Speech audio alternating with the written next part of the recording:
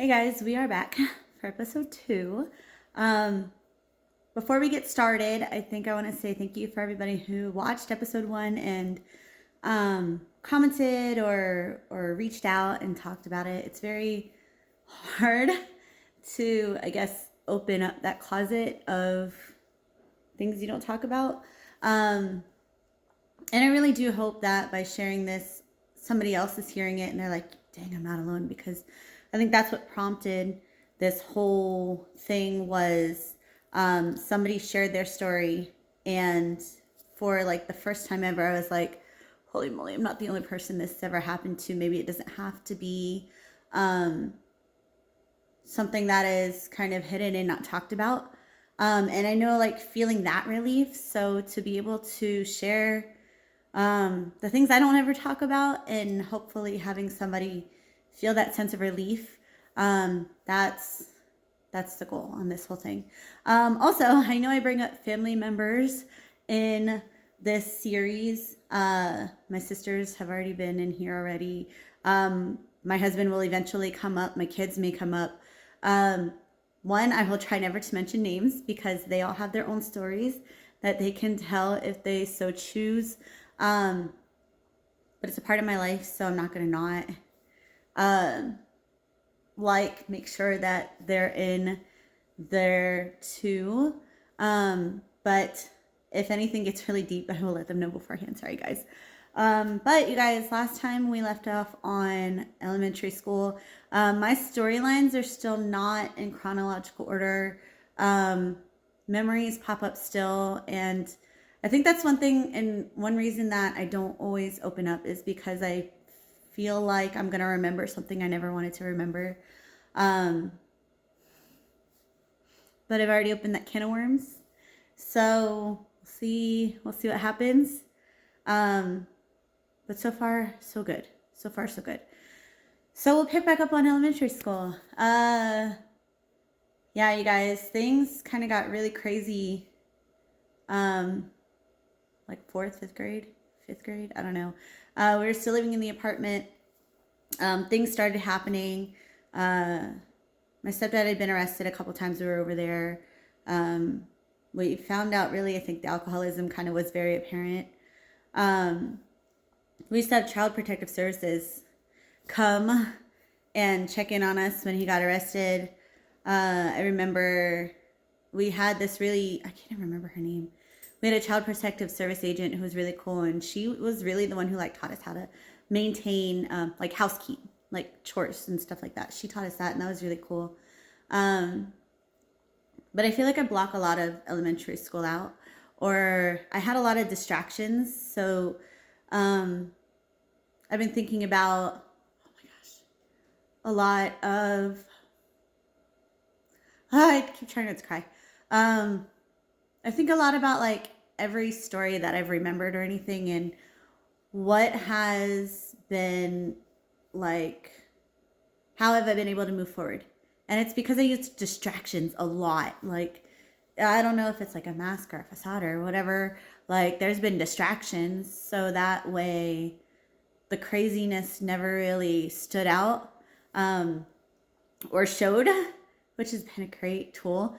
But it's also been the reason I've been able to box like up every memory and forget a lot of things. So in elementary school, I can't remember timeline right now, but I did gymnastics for a year, and my middle sister did taekwondo, and in that time she had advanced farther than I had advanced in gymnastics. So I remember like getting jealous, and I moved over to taekwondo, and we had that going for us for a little while, and it was fun. Like, extracurriculars were fun. And we went to taekwondo camp a couple times, and that was fun. So like those kinds of distractions helped, I think, to where unless you knew the story, you never really knew what was going on, kind of thing. So if you look at somebody and you're like, man, they look like they have their life together, they look like they're having so much fun, but you never really know what's happening at home. It was that kind of thing. So it wasn't terrible. I remember being like the teacher's pet in elementary school too. So like, it was cool. It was fine. I think we were in 5th grade, and we moved from the apartment to the first house we lived in, and it was cool. We got a little bit more space. We went from like 2-bedroom, 2-bathroom to like a 3-bedroom, 1.5-bathroom, had our own backyard. Our animals had their, you guys, at one point we had 5 cats and 2 dogs. It was madhouse. We've had guinea pigs, like I've had animals, and now I have like 1 dog and 4 fish. And it's weird. I don't know. I think we'll always have animals, but like just having that space was cool. Space to ride my bike and run around, and it was different. And when there's that kind of change, you think that it's gonna be cool. Like, yeah, this is gonna be fun, this is gonna be awesome. And you never really anticipate that things could get crazier. Oh my gosh, I'm gonna cry today, you guys. By the way, on Tuesdays is the goal to post these videos. It's just, this is not an easy process. I don't do this for entertainment. I do this because, one, that's a weight that I really have to lift off my shoulders. But then again, like, I want to help somebody out. So we moved to the house. I think I was in 5th grade. I think we took the day off of school. Like, we were kept home from school to help move. If I remember that correctly. I don't know. I don't remember. I don't remember a lot of things. But, like, the house was really cool. Like, that extra space, the fun, the neighborhood, the, like, regularity, I guess. I don't know what to call it. It's so hard to tap into this one. Because this house is actually where a lot of stuff, like, really got dark. Yeah, like, it started in the apartment, but it got harder in the house. So if you guys saw the title of this episode, it's called Rebut, Adapt, and Survive. This is literally like that whole transition period in this house. For me, I don't think I had a lot of rebellion streak. I wasn't really like defiant, like, I'm gonna do it just because you said no. I was more of the questioning. Like, I would question something if it wasn't right. And I still think I do it now. Like, I would question, like, why this doesn't sound right. Why is it like this? Or, I don't think that sounds right. Like, I would question it. But I don't think I would rebel against things just because the answer was no. So let's go to middle school. I was in middle school, which was cool.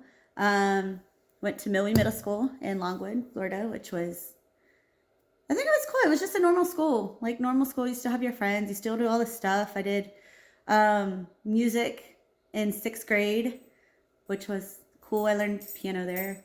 I like all the fun stuff. Like, school was the place where, I don't know, you just felt like normal. And then you go home and it's like, oh, I don't really want to go home. I don't really want to go home. So I can't chronologically put everything in order for that house. But just kind of an overview. We'd go to school and we'd get home, and there was no such thing as doing homework as soon as you got home from school. There was always a mess everywhere in the kitchen, in the living room.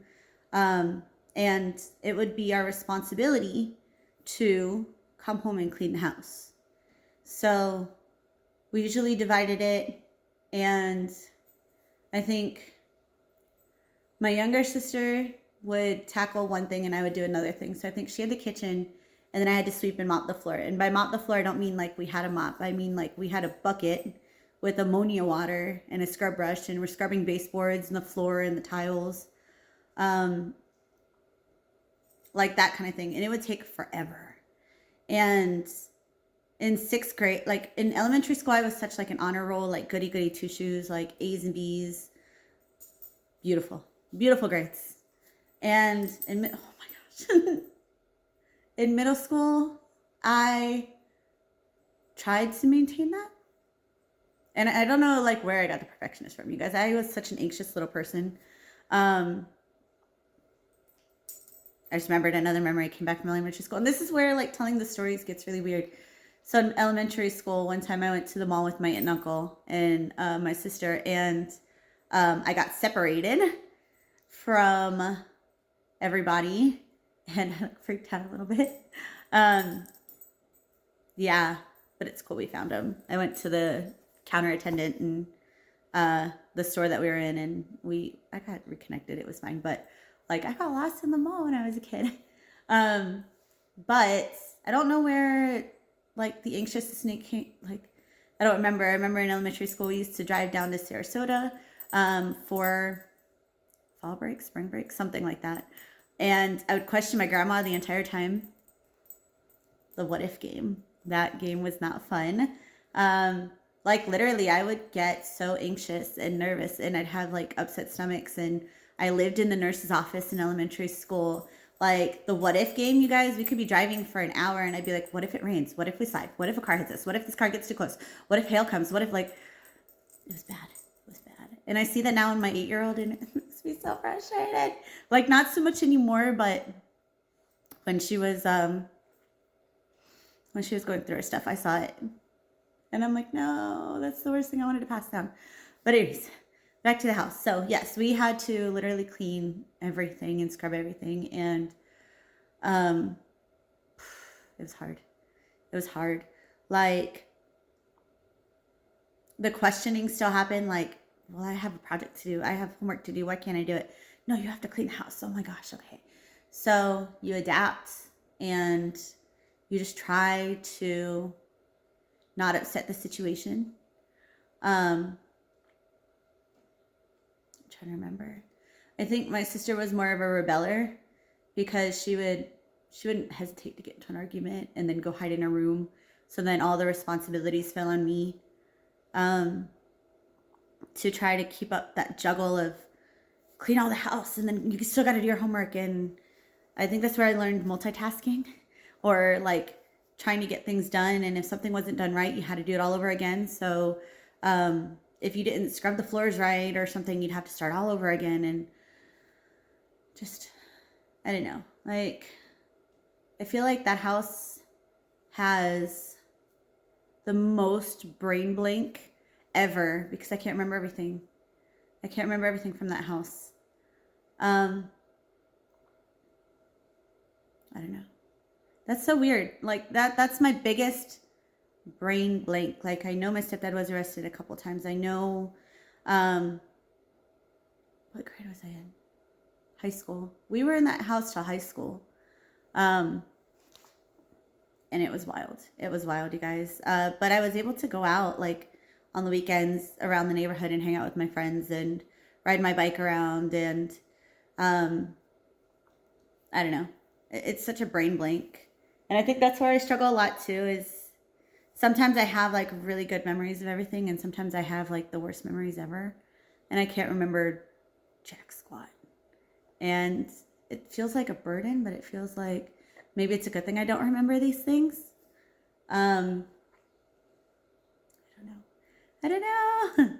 I don't know. Middle school was fast. I think it's because middle school was only three years long that it doesn't populate in my brain as much. But I feel like, do I want to remember that? I don't know. My sisters are like, do you remember this? No, I don't remember this. But yeah, I think like the main key of just trying to get through was survival. It's like going through a tunnel where it just feels like you have to stay on this path in order to maintain the peace, right? Like you don't know if there's light at the end of the tunnel. You don't know if you'll ever get out, but it's just peace. But I think like on the other side of that, like as a mom now, I look at that and I go, that time when you're in like 5th grade, even through middle school, through early high school, those are fundamental building times for kids to really explore who they are and to figure out what their likes or dislikes are and to figure out what they want to do. And for me, it was just blinders to get through every day, like one day at a time, just push forward. That's not to say that things weren't still were not still happening. My stepdad was still arrested a couple times for domestic violence. We didn't go to the hotel because he'd come right back to the house.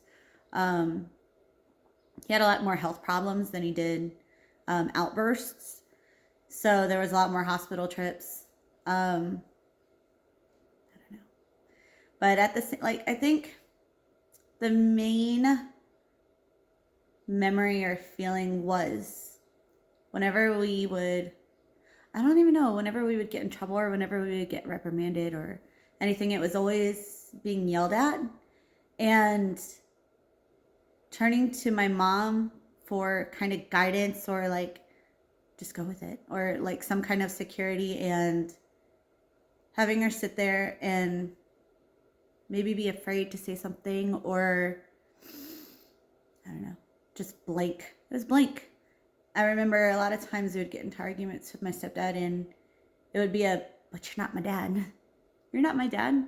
Like, and I wasn't talking I don't think we talked to my dad a whole lot when we lived in that house. And it wasn't because arguments, I still had that strained relationship with my dad, but I don't think we were allowed to talk to my dad because my stepdad said so. And he had the control over everything. So there's a lot of middle school that's missing. Like, I remember school more than I remember the house, because by then it was more, I loved being at school and I loved doing extracurricular activities. And home was not that place. When you think of home, like, that was not the place. It was somewhere where I slept at night and stayed on the weekends. And we stayed in that house until, I can't remember what year. I can't remember. It was in high school. We stayed in that house until high school, until we moved again. High school, that's a whole nother story, y'all. That's a whole nother story. But yeah, like, this is where I think I have the problem is I have a lot of brain blank. And I don't know, I think I choose to look at the more positive things from middle school because that's where I started my journey with choir. I was in choir in 7th grade and 8th grade. I did Junior Optimist Club, which was kind of like a volunteer service, like extracurricular activity, which is where my sense of like helping others really kicked in. We stopped doing taekwondo at some point. I can't remember. But like, I don't know. That's my problem. So if anybody knows how to access old memories, I'd love to hear how you do that, because middle school just goes over my head. I don't even know, guys. But yeah. So that's a lot about like what happened. It was just I learned to question everything. And then you just adapt and survive. And I know that's no way of living. Oh, I remembered something.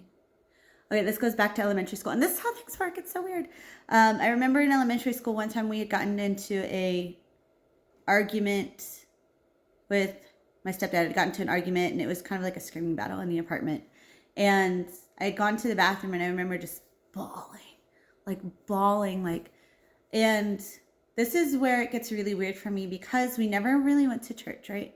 So I remember crying. I was just sitting on the bathroom crying, and I'm like, God, help me, help me take this away. I don't want this. I need help. And it was so strange.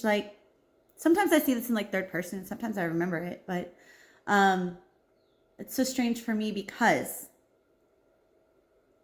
we never were like that. We never prayed over anything. We never went to church maybe 3 times. And I think when that happened was when family members started distancing themselves from us.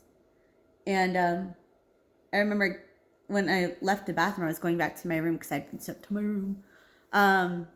And I opened the bathroom door, and my stepdad and my mom and sister were just laughing. And I'm like, this isn't funny. Why is that funny? So to have that earliest memory of relying on faith to me is such a strong, how did I get there? How did that happen? How did I know? And that's something that I'm more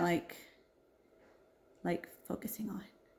But you guys, I think also too, when it comes to learning to survive or going into survival mode, that life has to be so much more than just surviving. Like, you can't live to just survive. And I think that's where a lot of the downward emotional spiral starts happening. I did have times, I'll get to that. But life was not made for you to just survive and that's it.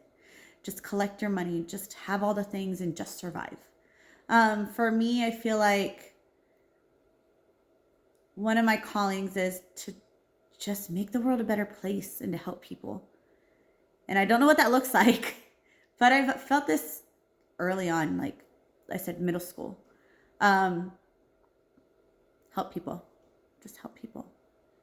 And I don't know what that means. I don't know what it looks like. I don't know. I'm still trying to find what my calling is, where my identity lies. Because I know I'm more than just a wife, and I'm more than just a mom, and I'm more than just the sum of the stories of my past.